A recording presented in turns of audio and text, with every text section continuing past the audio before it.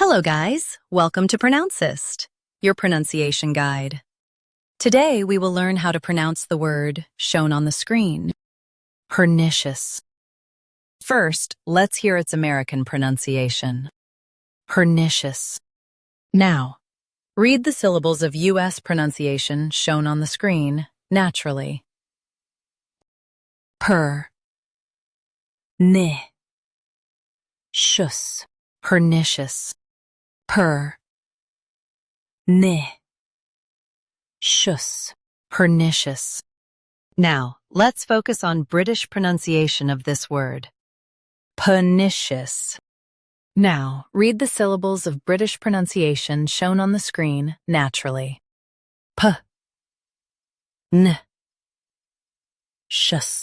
pernicious.